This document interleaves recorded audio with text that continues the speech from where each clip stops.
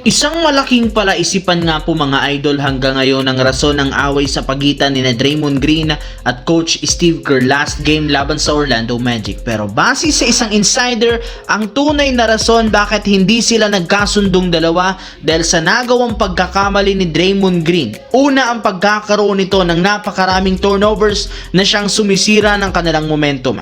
Bukod dyan, ayaw na rin naman itong maglaro bilang sentro since tinatamad nga siyang makipagsabayan o bantayan ang mas malalaking player na kalaban. Kaya dahil dyan, nagsimulang magalit si Coach Steve Kerr at kinumpronta na ito last game. Pero sa kabila ng nangyaring initan sa prangkisa ng Golden State Warriors, hindi rin naman ito magiging rason para masira ang chemistry ng lineup.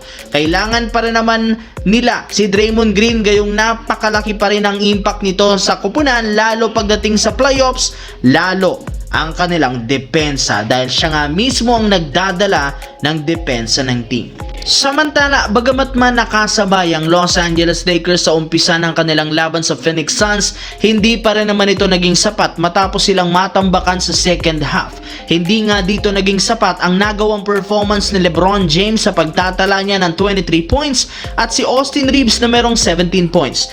Bukod sa sobrang hina ng kanilang depensa, hindi rin naman sila nakakasabay sa scoring na rason ng kanilang pagkatalo. Damang-dama ng team ang pagkawala ni Luka Doncic sa lineup at ang pagkakaroon lamang nila ng napakaliit na lineup. Sinabi rin naman ni Coach JJ Redick na napakalamya na alaga ng kanilang depensa. Parating na-outplayed ng kanilang mga kalaban sa sobrang hina ng kanilang perimeter at inside defense. Kaya ito na mismong rason bakit gusto ng Lakers na makakuha ng isang 3-and-D player kagaya ng kanilang target na si Derrick Jones Jr.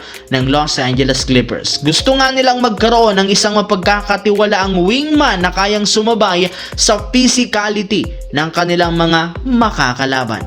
Ito na nga ang best target na kanilang makukuha sa trade deadline.